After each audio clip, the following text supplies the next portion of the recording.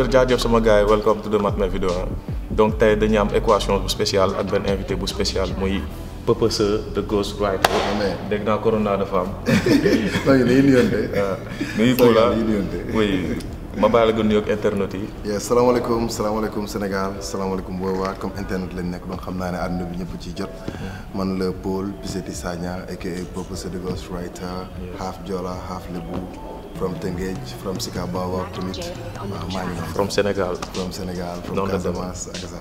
ok léegi damay def les basiques quoi xam ne yàgg nañ la ko posé. donc dañ ci revenir rek.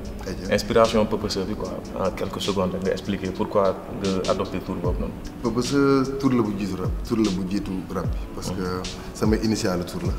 PPS maa ngi tudd Paul Piceti Sagna donc samay sœur su naan jàng may sœur laa am. waaw mon frère sama gàlle. donc sama sœur su naan jàng man wax bu ñuy ëppale sama tur. léegi comme Sénégal suñu jàng consonne di naan tëpp na ma rëbala dëpp. donc noonu laa doon jàngee lire donc su ma bindalee sama tur PPS peu sœur laa ko doon liiree. léegi ñu ma ji fooyee li ma def affaire dañu fa doon tooñ. sama waa koñ di ma ooyee noonu balaa sax may rap bi may commencé rap nag tudd moom Purpose parce que pour man loolu c'était pas très fun quoi. amul sa premier tour artiste la loolu.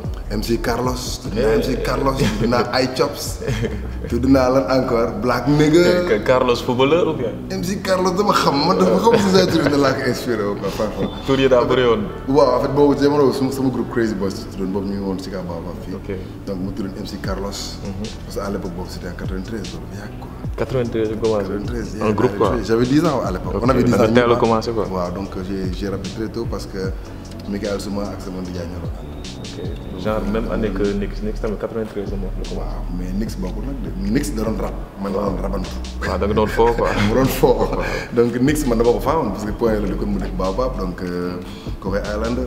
c'est pas la même génération. non après man booy laa. en fait dama teel a rap rek quoi. ok moo tax gars yi dama def pas mais man moom yaakaar naa maag Bass moom ñoo maase. ñoo topp ci yenn middle school yi quoi. waaw ñooy middle school. ok léegi benn discographie bu ndaw ci li nga jot a def quoi tous les projets yoo xam ne man jot nga ko génne su dee tu te rappelles. bëri na de samay projet propre moom. waaw X-Tape volume 1 moo génn 2011. Xaakiri Tape moo génn 2012. Xaatima Kalaama génn 2015. X-Tape volume 2 génn 2016. Made in Galsen génn 31 décembre 2018. Ninki Nanka ngi waaj a ñëw. ok donc ça fait 4 projets plus 5e bi. non ça fait 5 plus bi war a ñëw ni muy 6. 5 plus bi war a ñëw. ba ak bokkul ak nag projet yi ma bokk DC to DK ay projets yoo xam ne ay réew ak réew la. Jokko boo xam ne Maroc la Mauritanie Sénégal. DC to DK man la woon waa kër gi ak Kokaay benn mixtape la bu génn aux États-Unis. bokkul ak compilation yi African Hip Hop Volume 1 African Hip Hop Volume 2 en fait te projet jamono ji aw ma. projet perso nga lim noonu quoi mais y a d'autres projets en parallèle. yana énormément. ok xam na ni yow tu représentes Rio. avant yow sa venue bi noonu ñan rappeurs ñoo nekkoon Rio quoi ñan ñoo nekkoon les têtes majeures. groupe bi fa gën a siiw moom bi ñëpp xam. dans l'histoire mooy Bamba Ji Fall. Bamba Ji Fall waaw donc Bamba Ji Fall mooy groupe bu siiw bi. mais man bay nekk booy nag j'avais un groupe que j'adorais bu tuddoon Black System. donc Black System ñoo nekkoon en fait c'est un peu comme style configuration daara ji quoi.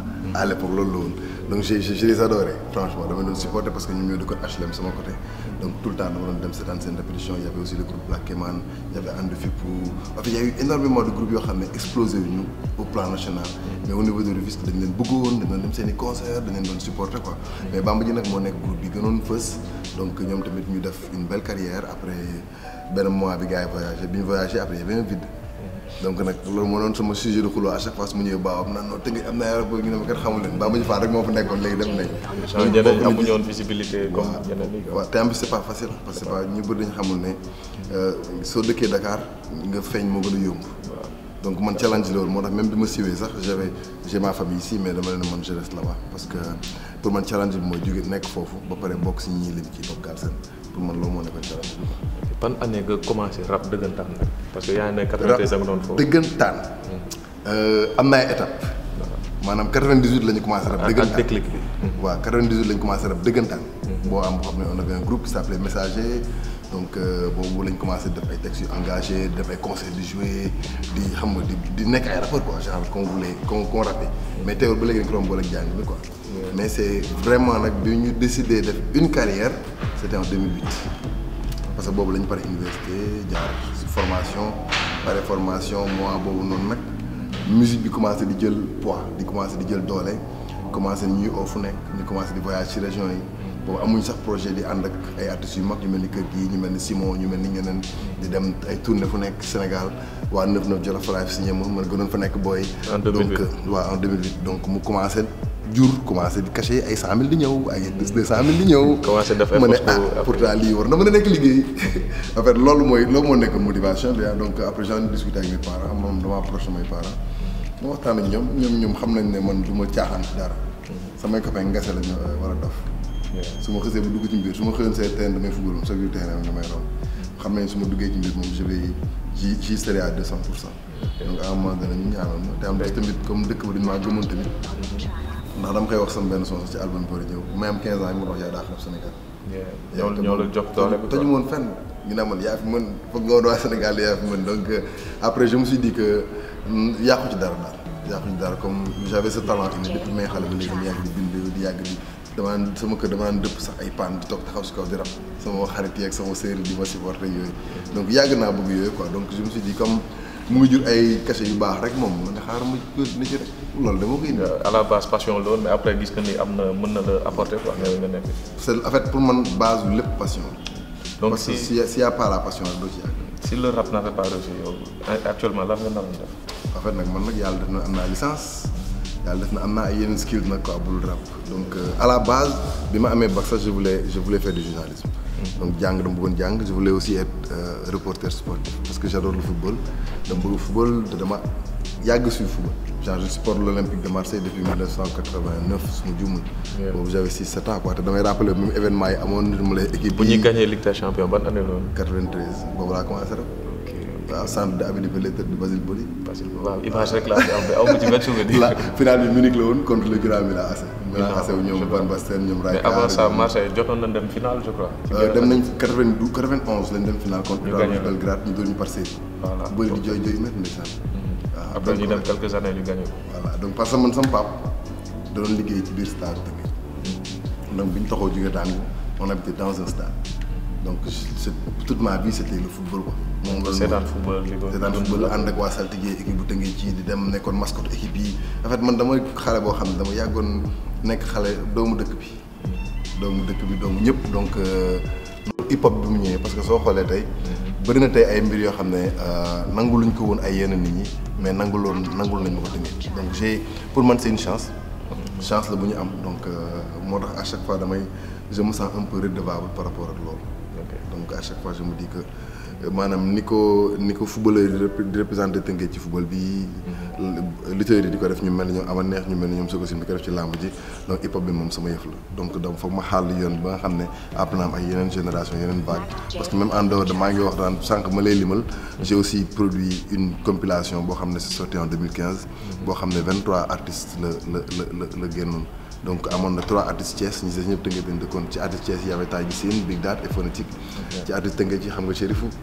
ay Chérifou ay yooyu voilà donc man je me dis que loolu lañ mënoon quoi foog ñu joxe coup de pouce. donc mission bi loolu la fu nekk nii commencé na am une belle génération commencé na am ñenn ñuy génn y a Pispa y a bëri nañ Dukapi Faye Flow Tiké gars yi bëri ñuy génn donc pour man loolu la ñu bëgg gars yi ñu dem parce que Tëngéej bëri na ay talent bëri na potentiel mais ñun ñëpp suñu toogee Dakar croiser le bras am day compliqué.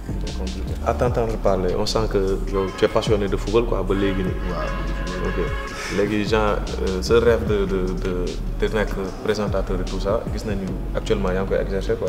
waaw parce que temps gis nañ la depuis daaw yaa ngi animé benn émission du côté de la RTS. ñu ngi nii déjà ci locaux yi waa fii fan la kii Palace ñu may leen publicité bi. après nga jaar service commercial. donc c'est ça donc aventure boobu naka la dikkee quoi lu tax nga commencé. en fait le terme approprié mooy chroniqueur. mooy chroniqueur. waaw en fait le terme approprié mooy chroniqueur. donc loolu dama ko yàgg def mais en écrit parce que man étudiant de lettres la donc bind bi ni may li writer bi ñuy wax ci rap bi dafa existé tamit feneen damay bind ay chroniques parfois ay édito di ci góorgóorlu quoi mais en 2013 dama rencontré Aliou Ndiaye benn grand bu ñëw Aliou Ndiaye moom mooy présenté le dimanche soir donc ñu defoon benn émission bu tudd ñoom ñoo doon def le grand rendez-vous. moom moo ko doon def léegi émission bi ma invité nag donc mu doon émission bu spéciale. parce que à l'époque Tounkara da doon xaw a dal ci kaw. gars yi ragal ko. donc jour ma fa demee nag jour boobu daal safoon na daal waxtaan bi neexoon na loolu te amoon na niveau. donc mu amoon niveau trop donc bi ñuy paree nag mu ne ma yow foog ngay def ay chronique télé parce que tu as un talent naturel pour wax pour expliquer choses yeeg ma ne ko ay grand ma yow xam man rappeur laa quoi yow xaw ma ci lu bëri quoi après mais moom moo ma coaché en fait c'est lui qui a fait de moi un chroniqueur moom moo ma indi fii ci équipe bi moom moo ma jox beneen cette vie parallèle la. te c'est un métier boo xam ne dama ko yàgg bëgg parce que man xam nga j'aime bien toog di détailler di waxtaan te surtout fekkee dañuy waxtaane loo xam ne dafa amal njariñ Sénégal parce que tous les thèmes ay thèmes de société la ñuy wax ay thèmes de développement on parle des choses on veut vraiment faire avancer les choses donc bu dee cadre émission bi mel noonu man damay am cawarte damay kontaan pour bokk ci loolu parce que je me dis que d'une certaine manière en dehors de ma musique que je fais parce que dama yàgg représenter sama réew sama musique donc au moins j'apporte ma pierre à l'édifice ci beneen domaine donc mu nekk vraiment loo xam ne maa ngi ciy épanoui bu baax. les chroniques sa chronique spécialement ça parle de quoi genre ci rap bi ngay wax wala. non de tout. en fait on parle de tout invité mën na nekk politique yow nga wax ak moom ci wàllum politique. Access Media politique rek la dul invité. ok ak politique rek divertissement mais on parle de développement on parle d'entrepreneuriat on parle de jeunesse on parle de mouvement associatif on parle de culture. on parle de parfois même médecine sax dugg nañ ko fii parce qu'on a invité le professeur Daara Ndiaye. en fait ñun daal lépp loo xam ne gis nañ ko parce que Sénégal bu bees dañuy prôné lépp loo xam ne gis nañ ne mën na avancer au Sénégal parce que Access Media le concept c'est de prendre des articles. ñu génn ci presse bi après ñu discuter waat ko. on peut être d'accord comme ne pas être d'accord donc loolu la léegi parce que li ñuy wax soo demee tugal tey am na classe yoo xam ne à l'université dañ lay jàngal nan ngay lire article parce que ñu bëri en fait dañuy lire article mais duñu xam lu nekk ci biir donc on prend l'article ñu décortique ko. traiter affaire bi de façon professionnelle. parfois nag mu ñu xuloo parfois mu tàng neex. man surtout maag professeur moom lañ gars yi toog nee nañ Salah ak Sadio Mané lañ quoi dañuy ku nekk ku ko tëbal du passage. waaw léegi le thème chroniqueur comme ni nga ko waxee je pense que am na yoo xam ne comprendre nuñ ko bu baax quoi. c'est vrai parce que man mii je suis un chroniqueur hip hop je peux dire. yëpp. mais y a des xam nga ay clash yu ndaw ñu ngi am sama côté quoi. c'est vrai c'est vrai waaw genre gars yi ba suivre xam nañ lu may wax. c'est vrai parce que y a Dip def na benn sortie du côté de Vibe Radio. mu clash chroniqueur rap yi quoi. te man suñu waxee chroniqueur rap ci YouTube. forcément doo ma ci génne. parce que je peux dire que maa xaw indi délire boobu noonu. c'est vrai def ay chronique album di critiquer ay clip tout ça. c'est vrai léegi il demande que ñun ñu am ay certification pour mën a wax ci loolu quoi alors que. def naa ko bonne réponse en texte quoi dama posté vidéo après ma bind ma texte bu gudd je me suis expliqué avec lui gars yi di ma saaga ndey tout ça ils ont pas compris pour man le débat peut être ça mais pour man chroniqueur du ragal ko critiquer warul ragal ko critiquer parce que quand tu es xam nga soo toogee di wax di expliquer ci mbir di joxe say critiques parce que li ñuy wax critique à Sénégal suñu déggee critique rek ils ont peur dañuy jàpp ne lu négatif parce que tey jii su positif dañ koy critiquer su négatif dañ koy critiquer donc tey jii yéen position bi ngeen am tey pour taxaw joxe seen avis ci production artistes yi artiste tamit am na droit taxaw ne man nanguma légitimité diw parce que tey jii amul diplôme chronique amul foo koy jàngee fu génn wala dara donc moom position de légitime yéen tamit seen position de légitime pour défendre seen bopp Dip nag moom c'est mon boy c'est mon ami donc ba avant muy nekk Dip la woon quoi ba tey donc man je me dis que tant que le débat est sain saaga yeeg yooyu noonu yëpp pour man nañ am hauteur un peu parce que tey jii moom position am lay waxee yéen tamit da ngeen défendre seen position donc ku ci nekk da nga am seen légitimité pour wax pour man loolu rek quoi nañ ko teg ci débat bu sain parce que guddi hip hop Galsen Media parce que xam naa ne yéen soo leen ñëwee vous apportez votre pierre à l'édifice am na lu leen di apporter moom en tant qu'artiste tamit am na lu muy apporter donc pour man on est condamné à cohabiter ensemble. léegi nag bañ ak la mi suñu dëkk foog ñu màttante na. c'est vrai waaw. donc loolu benn parenthèse bu ndaw la. donc équation de maths noonu la demee dañuy dugg di génn xam nga di dugg ci ruq yëpp. madame rek ak maa ngi waaw man mi sax dama nuyu loolu mat donc actuellement yow ban genre musical ngay déglu quoi dan ngay gën a déglu jamono yi. en fait man nag je suis très ouvert musicalement. en fait j'écoute du mbalax j'écoute damay déglu beaucoup de jazz moom bëgg sama xol.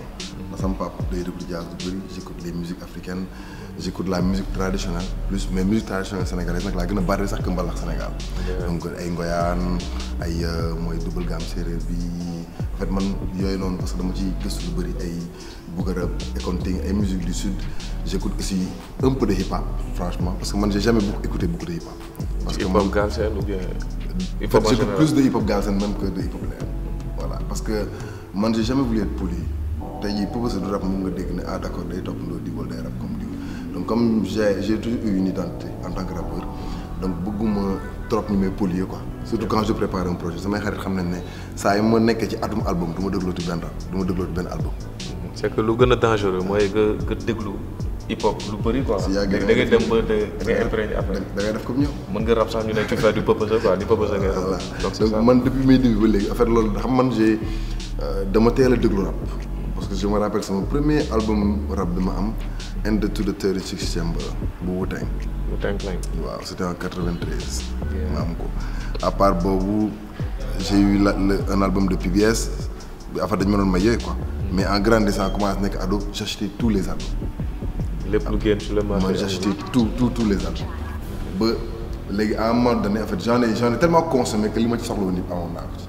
franchement parce que xam nga li ñuy wax naan rien ne se perd rien ne se crée tout se transforme.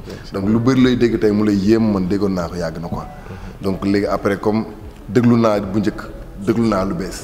donc à un moment donné aussi damay bëgg tamit di offrir monde bi Purpose quoi parce que dama bokk si ñu gëm ne ku ci nekk si ñun am na loo war a mën a jox àdduna bi. mais c'est quoi la particularité de Purpose? man rap daax rap Sénégal la xanaa. waaw loolu moom ego trip la ñëpp a koy wax. les gens c'est pas à part lyriciste quoi. non en fait Purpose moom man je me dis que benn li may jàpp ne man moo différent ñeneen ñi mooy sama rap amul maquillage quoi mu may def ma vrai. c'est cru quoi. waaw du même pas cru mais en fait je raconte mon histoire. so tu ñi ma yàgg voilà man li may wax gars yi saa yi ma déggee man la damay paap sama Range Rover mooy Range Rover laa gaare quoi. est-ce que comprendre nga parce que man j'ai un vécu en tant qu'artiste jóge ci Hood jóge ci quartier bu xaw a chaud te ngej tey jii sama waa ko ñoo gën a siiw ci nawetaan lébu gi donc ñëpp xam nañ leen donc lébu gi laa dëkk quoi maa njëkk rap ci quartier bi donc man doon seul digg quartier lébu nga tudd fa Paul rek déjà am nga buzz man rek maa fi tuddoon Paul donc j'ai un peu dama jaar fu bëree donc j'ai beaucoup de choses à raconter te man je me dis que li ma doon wax sànq musique pour man loolu ku ci nekk si ñun am na loo war a mën a apporter àdduna bi am na loo war a mën a partager ak nit ñi donc tey jii avoir un dip dans notre hip hop c'est bien mais su ma reyam 10 dip 20 dip bëggatuma merci un Ngaaka Blindé c'est bon un Elzo un Taïji Sine man ku nekk na wane yow yaay kan na nga indi sa na nga def sa personnalité sa biir musique parce que pour man loolu man mooy li nga xam ne mu laa gën a bëgg à part ça nit ñi li ñuy retenir daf bokk sama tour mooy writer peut-être sama écriture la ñu bëri di wax mais j'aime pas trop sax nit ñi di si focus sinon day mel ni bind laa mën te aw ma flow te li man lépp laa mën ci def léegi parlons du rap de Rufisque quoi temps gis nañu benn boy bu xaw a émerger muy Authentic Zeus yenn bokk secteur Birame Ndiaye loolu les représente ils sont bi yëpp genre déjà seen relation lan la est-ce que vous connaissez bu baax c'est moom boy bu yaru boy bu nice kay man sama boy la waaw santel fépp quoi boy bu c'est-à-dire moom sooy dugul rabam sax ak personnalité am sax day xaw a différent c'est quelqu'un de très correct et de très intelligent maanaam du wayaa quoi waaw dafa il est intelligent il est posé donc il fait son petit bonhomme de chemin. bu amoon conseil boo koy jox par exemple lan lay doon. en tant que grand frère. gën a yëngatu tuuti. mu gën a bandi. bandi na ci musique am. léegi nag gën a yëngatu tuuti on stage. parce que gis naa ne concert dafa xaw a yor trop. waaw loolu c'est très important sama copain la rek. waaw na yëngatu boobu mais à part ça mu ngi ci yoonam te man moom ak Leuz def nañu affaire bu doy waar ci projet yi di ñëw incha allah. ci projet kan la featuring moom on a fait une collaboration. en fait danañ affaire bu saf sax. scoop am naa scoop voilà direct. ñun moom généralement moom suñu département moom on a assez bonne relation. donc parfois nag xam nga ay kuy moom suñu matee ci biir mbaar foofu ñu mbëkkante. mais dañuy mbëkkante mais teewul tamit at the end of the day ñoo bokk lu ñuy fayda. ok léegi comme question bu may faral di posé naa ko Nit Doff ak je crois Nix. en tant que yéen pionnier quoi middle school old school. tout ça pionnier yi de. non yow yaa ngi ci digg bi. man man supporté ba nekk rappeur. waaw jamono ji kan la ñu mën a wax Purpose fëlal na ko quoi kan la teg au devant par exemple su waxee Dr Dre. fëlal na benn 50 Cent. wala benn Eminem fëlal na keneen ak keneen xam nga mais yow en tant que yow kan nga fëlal quoi ban booy gën a mettre en avant. loolu dina compliqué de xam nga man damay ni koo xam ne j'aime pas trop di wax ci li may def. déjà am nga studio. yàgg naa am studio. ok voilà yàgg naa directeur de label quoi sama label boobu foofu la. tous mes albums maa produire sama bopp nit mosuma produire. suñu kàddu. waaw mooy suñu kàddu rek donc tey jii su ma waree taxaw na man maa fëlal nit parce que pour man sunu nit ku nekk yow ak sunu ndimbalu sunu borom moo lay fëlal pour man nekkul nit mooy jëlee nit point A. yóbbu ko point B yenn saa yi wërsëgu nit mën a jaar ci nit quoi. waaw non man pour man dara jaarul si man sax mais am na artistes yoo xam ne jot naa liggéey seen carrière peut-être ba leen kenn xamulee woon xamoon naa leen li ma ci astuut gi ma ci mën yàgg naa partagé ndoo ak ñoom donc tey jii bëri nañ quoi donc voilà y a mes gars quoi déjà y a Taïji Big Dad Foné Tiké Rider Amdi Opti Amdi mi nga xam ne mooy sama collaborateur bi gën a proche en fait y en a tellement quoi da bëri artistes yoo xam ne participé naa barkeelu naa seen liggéey barkeelu naa ci mais man mënuma taxaw ne kenn fëlal naa ko ndax man mii sax est-ce que fëlal naa. non loolu expression la quoi peut-être bu ñu waxee diw de moo ko produire moo ko mettre en avant. def naa compilation daal en 2015. boo xam ne ci biir y avait 23 artistes. Chérifou bi nekk ak Job sa Brain ci la bokkoon.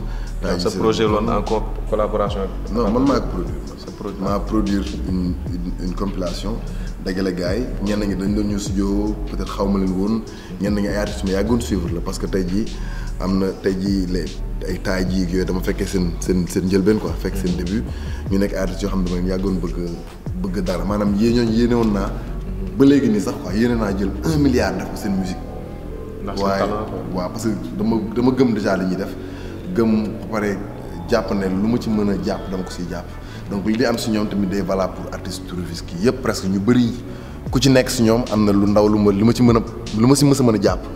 essayé naa ko si jàpp jéem ci teg sama loxo man nag mënuma dara waaw mais jéem naa daal parce que man je me dis que être là rek déjà ñëw toog fii nga may interview rek challenge bi ci man pour man c'est une grande réussite parce que ñi gëmoon ne sax man dinaa nit ma mës a xam ci rap sax voilà donc comme nekk nañ ko en 2012 dañ njëkk def suñu home studio en 2014 dañu inauguré label bi de façon officielle amay kayit ci lañ def studio bi gën a mag Tëngéej donc ci lañ boobu léegi ñuy continuer di jox di avancer par ndànk-ndànk te comme ni gars yi di wax suñu carrière yëpp en indépendant lañ ko defee personne n'a jamais produit ñoo produit lépp suñu bopp te même en dehors de la compil bi ñu doon def compil bi mu paree defal nañ ko tournée boo xam ne ça a fait Thiès Kër Ndiaye Lo Rufisque donc Bargny donc au moins wër gars yi parce que li may wax gars yi à chaque fois man du ma marchand de rêve du ma nit ku naan non dama lay jëlee point A yóbbu le point B man sax mën maa yóbbu sama bopp fenn donc man damay jéem rek quoi damay bricoler donc du ma mës a taxaw naan gars yi non dama lay defal lii dama lay yóbbu fii ku ñëw sunu kaar ñu fay jóob ñëpp xam nañ ko c'est le même discours da ngay ñëw ne ma non dama ko jóob man la faar man aw ma lu ma produire c'est-à-dire pour man foog ñu am un discours de vérité ak nit ñi quoi lan ngay liggéey lan ngay def d'accord parce que man fi ma jaar yëpp pour man premier li ma war a apporter booy yi mooy wax leen ñu xam man fi ma jaar pour ñu moytu. côté motivation bi. voilà donc ak ñëw xam quoi comprendre parce que faut qu'ils comprennent que au Sénégal la musique ne nourrit pas son homme c'est-à-dire c'est une vérité quoi. Y a pas d'industrie. c'est-à-dire tey li ma wax gars yi dans un business boo xam ne on est plus de 5000 mën nañu à peu près 5000 ñi ciy dund matuñu 50 loolu mooy marché wul. c'est vrai donc comprendre donc man discours de vérité boobu laa am parce que ghetto boy la j'ai des responsabilités donc sama rakk bu ñëw studio ñoom ñëpp nag tey ji laajal ku la neex si gars yi mosuma ci promettre nit nag dama lay defal lii mais lépp lu ma yéene lépp lu ma mën pour jàppale un artiste am na ñoo xam ne sax parfois du ngeen xam mais damay buux parce que je me dis que à un moment donné soxla woon naa ko ma buux te gisuma ko woon donc man saa yi ma gisee kenn koo xam ne mën naa la buux ci dara dama lay buux parce que à un moment donné dama doon toog di mere ay nit ñu bëri te pourtant defuñu ma dara olof danaan kenn du mere nit ci alalam kenn mosuma buux mais man su ma mënee buux ne dama lay buux donc parce que pour man loolu laa gëm. waxtaan bi am na solo comme lu mu wax c'est très important bëgg naa ci revenir parce que da nga gis ay artistes genre dañuy xaar tout le temps nit dimbali leen quoi dimbali wu ma kii affaire mais da nga dimbali sa bopp d'abord quoi nga am culture concept ma jox gars yi loolu jël leen référence yi yeneen artistes yi genre ay modèles de réussite la nga xool ñu fu ñuy jaar nga def ko benn Drake dafa xool ci Jay-Z modèle de réussite am mu xool ko après il a créé son identité mu jàll quoi donc c'est pas forcé nit dimbali yaay dimbali sa bopp ba pare sa talent kii la quoi c'est vrai. man de sama définition bi may jox hip hop man à chaque fois mooy do it yourself. sooy xaar ni jëkkati la fii yóbbu la di nga fa yàgg lool ba dëgg yàlla. pour man li njëkk ci artiste mooy mënal li ngay def parce que man nangu naa nit xasee ma lépp non doo def lii doo def lee yëpp garaaw waaye du ma mës a dégg mënoo rap du ma mës a dégg amoo flow du ma mës a dégg mënoo bind talent yàgg moom loolu mooy base bi nga mën li ngay def deuxièmement nga organiser wu parce que hip hop dafa ànd ak li ñuy wax street entrepreneuriat donc da ngay organiser wu tu as tes amis tu as tes gars ngeen fexe construire quelque chose ngeen di avancer par ndànk-ndànk lu yàlla solliciter yenn gars yi après ku la ci wuy c'est bon ku la ci wuyul tamit déggoo li ma la wax te yaay sa sponsor boobu man avec mes maigres moyens daaw créé naa fi benn concours hip hop ma tuddee ko Galsen Challenge ça consistait à booy underground yi yónnee ma ay vidéo dañu publier ko léegi vote du public quoi léegi ma maintenir si 8 personnes y a fait beaucoup de candidatures gars yi bëri dañu def finale bi du côté de Sacré-Cœur benn restaurant bu fa nekk booy bu gagné waa Rufisque mais nag Nino MD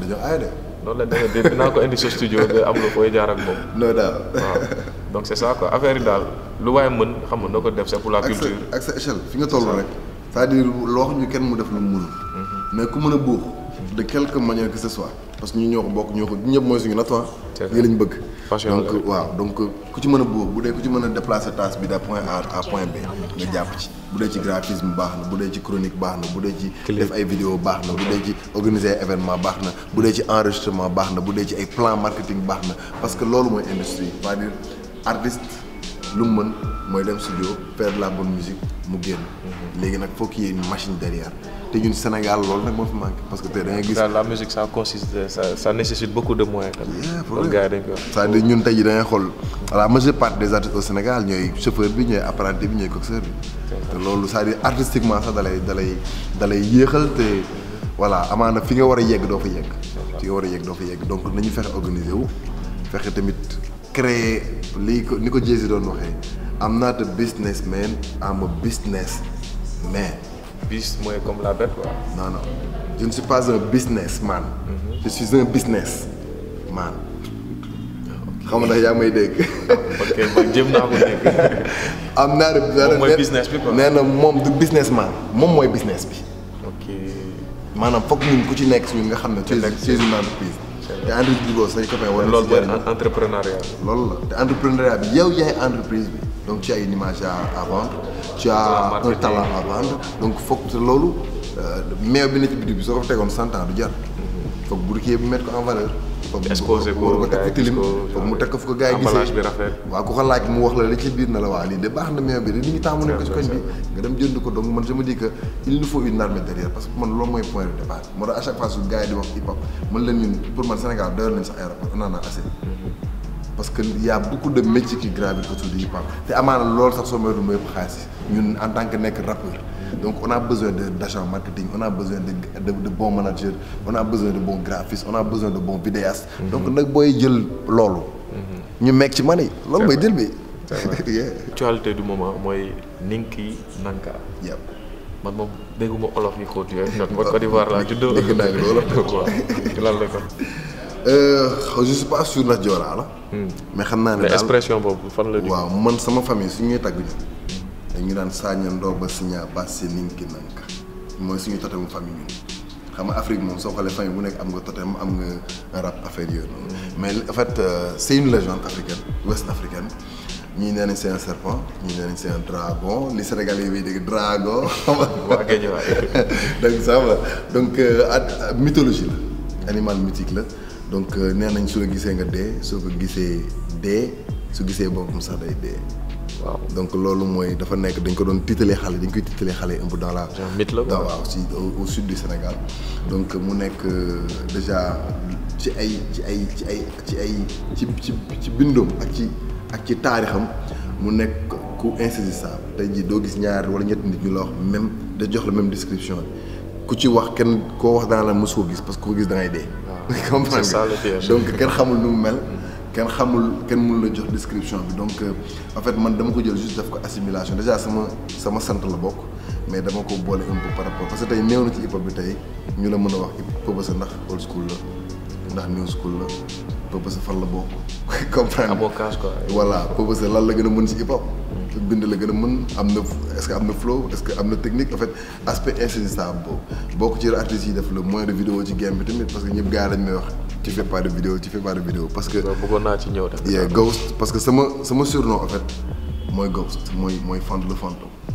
donc Ninki Nank dafa ëmb lu bëri ba pare tamit li ci gën a marquant mooy day nekk samay 10 ans de carrière parce que su ñuy wax li ma ci taraf yëpp doo ko compter bi ñuy compter mooy Extrait volume 1 kañ la génn sama premier projet donc boobu ak léegi 2020 bi day ñëw def 10 ans.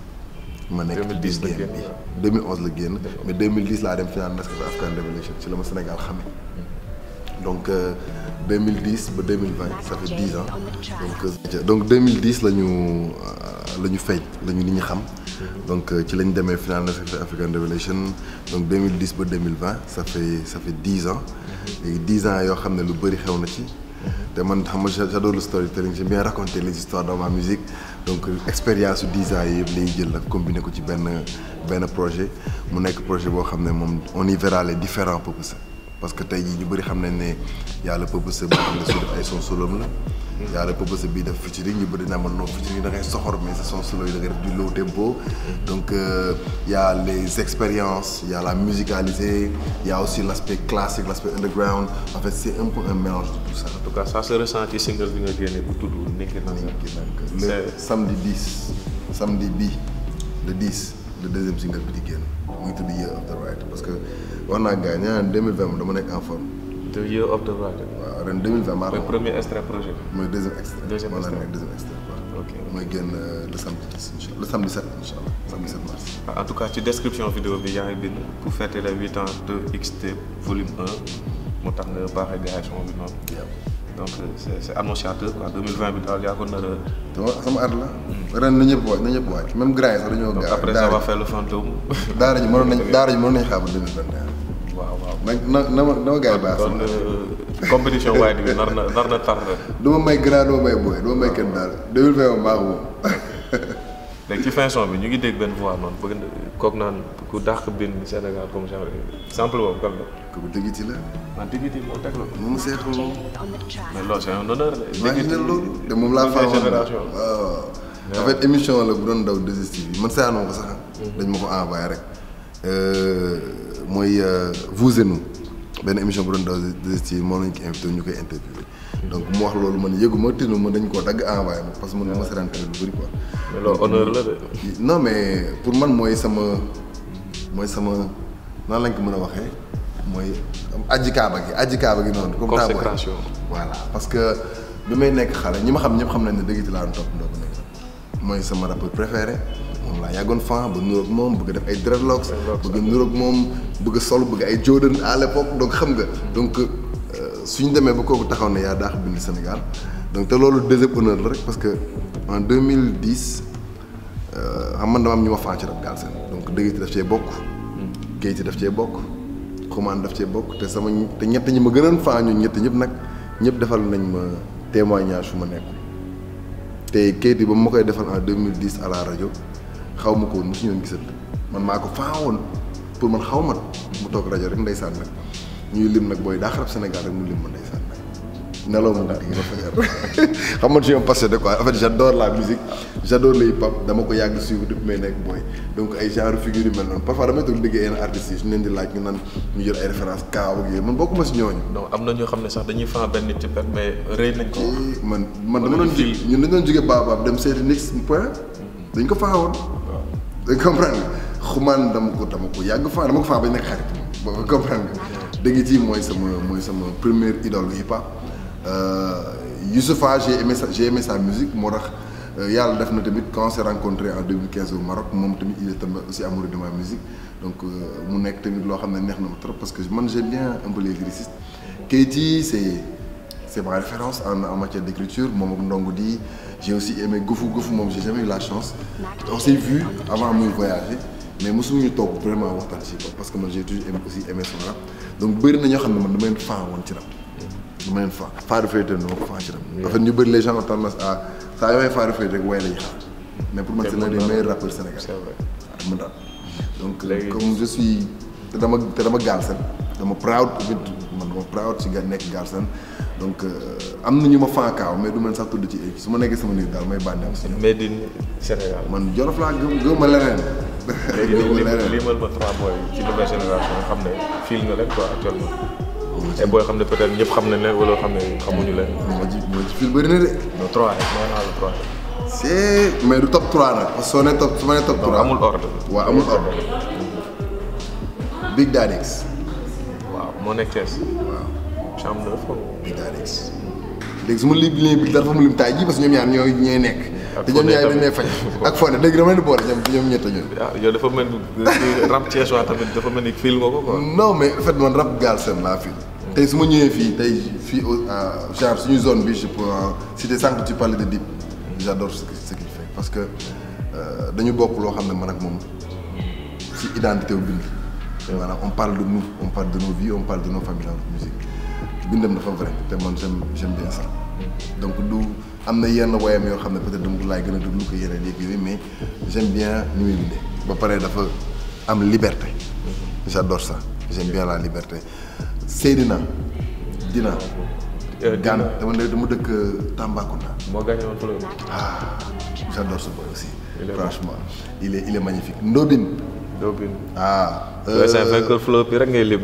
H de best. ren moo nekk sama coup de cœur ren. ren ci at mi moo nekkoon sama coup de cœur. kan laay limat encore vraiment romb naa sa turaat dem de. waaw yoo koy yaay dem. voilà est-ce que duñ koy yemale foofu. doo xaaral kay dafa am na keneen. Naar bi. waaw. j'ai aussi en fait dañu bëri quoi dañu bëri parce que man dafa bëri man wax naa la néew na lu may déglu rap mais su may déglu rap la plupart rap Galsen laay déglu donc am na si vraiment génération bi parce que parfois da ngay toog si nit ñi ngi naan non bëgg a comparer ñun ni ñuy bindee ak booy ni ñuy bindee wala grand yi ni ñuy bindee ak booy ni ñuy bindee te pour man loolu pour man déjà da ngay erroné jugement parce que génération bu nekk ay koram. génération bu nekk c'est-à-dire soo bëggee xaar ci boy yi ñu defal la li Bibson doon def wala li Max Craze doon def donc duñ fa yàgg loolu parce que xamuñu loolu xamuñu ko. bokkul quoi les réalités. génération yi bokkuñu maanaam ñooñ bi ñuy rab boy yi amaana ñu jardin d'enfant wala ñenn ñi juddooguñu donc tey jii soo bëggee ñu rabal la noonu c'est-à-dire foog nga déglu leen seen auteur te man j'ai appris au début nag xawoon na compliqué ci man Ismaïla tamit neex na. Ismaïla 814 waaw donc en fait. soo bëggee déglu boy yi comme ni nga doon dégloo PBS wala Daara J wala Pifras day metti soo leen bëggee déglu comme ni nga doon dégloo Sen Kumpa wala Gaston wala benn Papa Sow wala Canabasse sax xaw na leen gën a jege wala sax nit ba ci nit dof da ngay erroné jugement foog nga déglu leen ak seen i code. il faut accepter quoi. foog nga nangul leen ko léegi foog nga accepter pour mën leen dégg tant que accepté woo loolu rek dindi barrière rek doo dégg ñoom. wax rek man je rejoins genre Fata c'est un pilier ci benn mouvance bu am quoi. mooy genre rab bi mbalax xam nga mixé ko affaire yooyu noonu. il a fait on l'a pas compris on l'a dénigré. wax ñu bëri dañoo compris. il a perdu entre guillemets sa carrière mën nañ wax ni xawoon na wàcce carrière am quoi. c'est vrai. mais quelques années 5 ans plus tard xam nga 10 ans plus tard. booy yëpp ils font du Fata. ah mais avant des featuring avec des Bastoum. avant des trucs comme ça. non mais avant Fata y a eu Black Molo album Black Molo bokk na ba léegi ci album yi gën a jaar histoire du Sénégal. ose pousse affaire bi. en fait pour man c'est un ensemble c'était pas spécialement sa musique quoi. en fait y avait. il a mal fait quoi am na ñu ko wax. non pas mal fait sax parce que il a son public am na ay nit ñoo xam ne tey jii soo leen waxee dinaa la Fata moo fi daa xarab man période boobu mosuma toog ne lii neexuma parce que man damay tëgg sabar. xam nga moom da koy def si musique am. man damay tëgg. maanaam man ñu bëri ñu instrument bi nga mën quoi. non man damay tëgg sabar comme géwél normalement. du ma tëgg ay sabar quoi. mais nekk booy. du ma tëgg ay simba parce que sama kër maam ak ngéwél ñoo jàkkaarloo donc man samay xarit yi may àndal la plupart dañuy tëgg. donc man dama koo mën yenn percus yu bëri yooyu dégg sama musique man maa koy tëggal sama bopp. donc man mënuma comprendre nit koo xam ne soo jëlee yëfu Jamaïque da koy neex nga jël yëfu États-Unis da koy neex nga jël yëfu France da koy neex nga jël yëfu Sénégal mu war la rejeter en fait man loolu man mosuma ko comprendre man du ma juger nit mu nit ci loolu mais ku ci nekk nag am nga choix wu ne lii laay déglu am na koo xam ne tey loo ko tegal lu dul fukkan ko bugg ko am na koo xam ne lépp loo ko tegal lu dul Dip wala One Lyrical wala waree ba si boy yi bugg ko ku ci nekk ak li nga bëgg rek quoi c'est-à-dire pour man faut qu'on s'accepte ak suñuy différence. voilà c'est un bés bu ñu acceptante suñuy différence rek pour man taar day am parce que su ñuy wax mouvement hip hop mouvement ay ensemble ay couches yu bëri la mais si tout le monde se met à faire la même chose dootul neex bi mooy bu dëgër bi bu yomb bi mooy terme. foog bu dëgër am foog bu nooy am foog bu xees am foog bu ñuul am foog bu neex am bu naqadi am. ku nekk ak li nga bëgg nga déglu ko man am naa benn copain moomu dama koy yàgg en fait daf ma yàgg yéem parce que métal lay déglu. métal mënuma ci une seconde. comprendre tapage mais il adore ça il aime ça il écoute ça donc da nga koy nangul loolu rek quoi donc man je me dis que. loolu bu ko imprégné ak rap galsen mun na am dara mun na créer benn affaire. c'est même pas un artiste c'est un présentateur de télé. xam nga ko moomu day jouer ay téléfilm yi. doomu prince. non Momo bi nekkoon ce matin état bi. je crois Momo bu xees. waaw je xam naa la. voilà Momo dinañ toog maag moom métal loolu déglu. te moom karaw bu bëri joué ci maîtresse. moom métal loolu déglu quoi métal est-ce que mën nga gis Sénégal bi déglu métal. non c'est rare. kon jeex na donc man je me dis juste que rek nañu nangul ku ci nekk yëfam ba pare tamit nañu nangul doon sénégalais. man damay def boom bap lu bëri j'adore faire des classiques boom bap. Ninki Nanka bi mais man su may rap ni ma koy waxee. Jésus du sant Ndiaye li sama flow yi di saf la marché ak mu sant Ndiaye. man su may rap du ma rap comme américain du ma rap comme français j'ai une identité culturelle je suis Joola et libre te dama koy défendre sama biir musique ku mu neexul na nga dem déglu ñeneen. that's it parce que man moom je suis pas là pour imiter qui que ce soit nekk ma fi pour imiter man bëgg naa bés bu ma bàyyee.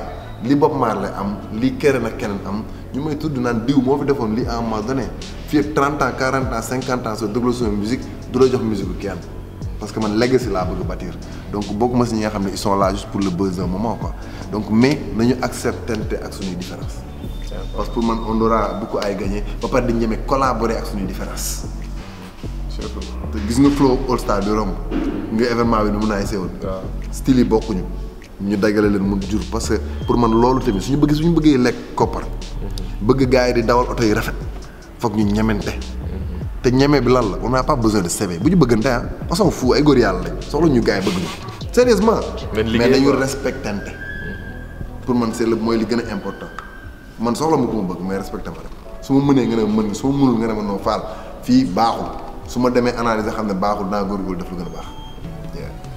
c'est ça c'est important li nga wax c'est très important mais su ma la waxoon tey jii Keyam qu'est-ce que ça te fait instant bi nii. man j'ai eu à la connaître quoi yaa ngi leen toog di waxtaan tout ça. waaw dama noo fréquenté xam nga sama lépp la woon nag. sama sœur la woon sama studio moo noo tudd Keyam. waaw donc moom laa njëkk a xam comme artiste bu dem Thiès.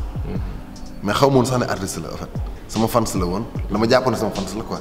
ñuy waxtaan te daf ma yeboon ci internet léegi saa ñuy waxtaan à chaque fois damay def soo mu ne ma noonu yi baaxul.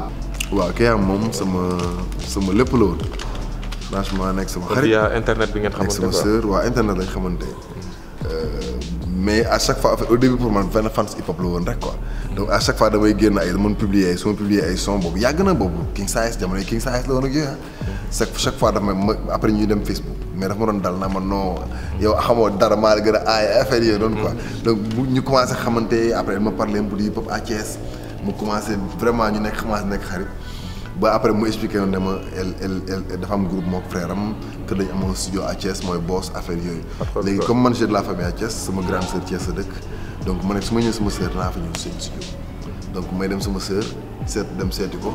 kon sa link ak waxat kon si Keyam la jaar. Keyam ak Thiès yëpp kay ak hip hop Thiès quoi. waaw donc ak Bizarre tamit xamoon naa ko à l'époque donc bu ma ñëwee foofu ak boss donc la mayonnaise a pris ma ñëw fekk fa ay nit ñu passionnés on a parlé xam nga bëgg rap. ñu toog fa ba mu guddee fa jour boobu sax ñu toog waxtaanee rap donc ñu nekk xarit après on a fréquenté dañu gisante tout le temps ba xaatima kàllaam bi ñu koy job après on a voulu travailler sur un titre ensemble xam nga dama bëgg storytelling donc on voulait dañu bëgg indi benn histoire d'amour léegi moom mu nekk soxna si man ma nekk borom kër bi léegi ñu bind histoire ba mu nice enregistré son bi te mosul déglu son bi. son bi génn na ci sa bët. bokk na ci. mooy fajar la voilà mooy fajar titre boobu. ok maanaam dañ ko enregistré le dimanche. balaa ma ñëw sax moom laa dégg. quelques jours après c'était la Korité quoi mais bi ñu ko enregistré Babacar jël données yi ñu yóbbu Fall Babs mooy Babacar mooy sama technicien ñu yóbbaale données yi ñu commencé ko mixé boos woo ma fajaru Korité bi ne ma nii la def. waaw ma je me rappelle. donc vite fait bien Korité boobu mooy Korité bi gën a triste sama life parce que. 2013 seen kër laa yendu waaw donc moom si boppam li mu def ci son boobu mosu ko dugg donc moo tax mu nekk vraiment loo xam ne moom. son bi moom c'est émotionnel boo ko déglu sax. non ba pare mu nekk un artiste de talent. mën way mën rap. en fait dafa amoon facilité bi quoi. am facilité ba pare nag bien su fi nekkoon ba léegi nii instant bi ci beneen level. ay OMG yi ngay dégg sax. xam nga beneen niveau yooyu catégorie boobu lay nekk. non même catégorie non ni ko dégg ci catégorie boobu. parce que déjà dafa am facilité. c'est ça ba pare am un peu ce vécu là parce que magam day rap. amoon na encadrement bi studio bi ne ci biir kër gi. comprendre ba pare Thiès amoon na fa public. ba pare mu plein de vie. dafa en fait da doon transmettre joie de vivre même su ñëwee fekk ñëpp toog day retaanloo ñëpp day sonal ñëpp donc dafa nekkoon nit ku baax daal. mu nekkoon nit ku vraiment bien. rest in peace représenté ñu nuy waa Xalxol yëpp. yàlla ko ñëpp fasaale ko ñëpp fasaale. c'est important. léegi yàgg nañ ci fin émission bi donc c'était un plaisir vraiment pour moi xam nga ma toog ak yow benn légende mu naaw légende ci game bi léegi ma bàyyi la nga wax ci sujet yoo xam ne waroon nañ ci wax te amuñu temps wax ci wala un message bien précis boo xam ne bëgg nga ko jàllale. principal sujet bi mooy. le samedi 7. bii nii single day génn Year of the Writer. mën ngeen ko am ci www.ninki-nank.com. le 23 mars incha allahu rabi album bi day génn. le 21 mars le samedi 21 mars. day am anniversaire la 23 mars. sama birthday la ci la Xaatima Kalaama génn ci la am 5 ans.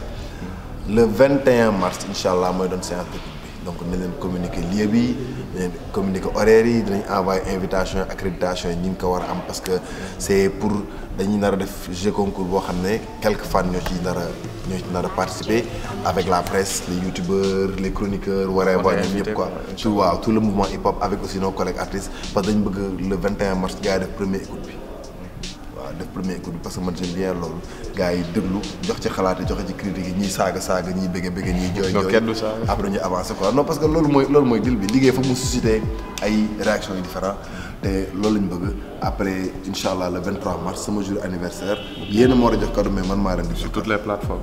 non sur www.ninki-nank.com. après nag su plateforme bi génne ba pare. mais lu dangereux genre nga génne ko gars yi am ko dugalaat ko ci internet comme li ñuy def ak YouTube.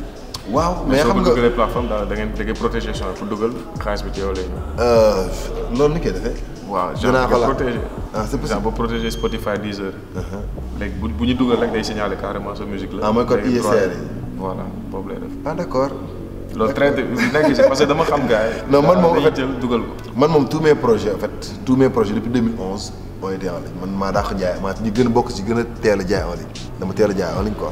donc d'ailleurs sax li ma jaay en ligne moo produit Xaatima Kalaama en 2015 donc loolu laa mës a organiser loolu yëpp mais en fait on voulait déjà que mu génn déjà sur la plateforme mais après day disponible sur toutes les plateformes de téléchargement non seulement sénégalaises parce que bi ñu génnee Made in Galsen plateforme sénégalaise lañ privilégié woon parce que man je me dis que ñun ñoom ma la mayante xaalis ñoom Zixen ñoom musique bi ñoom Jaba musique foog ñu mayante doole. Dido bu Nix pour Dido am na beneen sax bu ma gis gars yi di jaay en ligne donc pour man foog ñu mayante doole. donc te gars am culture u jënd. non foog ñu jënd parce que man je me dis juste que gars yi li ñuy jënd suñu projet tabaxloo ñu kër jëndaloo ñu oto. mais da lay permettre nga mën a defaraat parce que ce qu'on fait ça coûte énormément d'argent donc tamit foog gars yi di si jàpp te man gëm naa ne Ninki Nank dina bokk ci album yi gars yi di gën a jënd au Sénégal parce que Xaatima Kalaama moom ba léegi nii nit ñi dañ koy wër mënut a am donc Ninki Nank j'ai un public boo xam ne ils ont l'habitude franchement de consommer ce que li may génn te Ninki Nank gars yi ngay xaar 5 ans ngi di génn album. donc pour toute info dem na ci Instagram am. mu ngi ci description bi Facebook.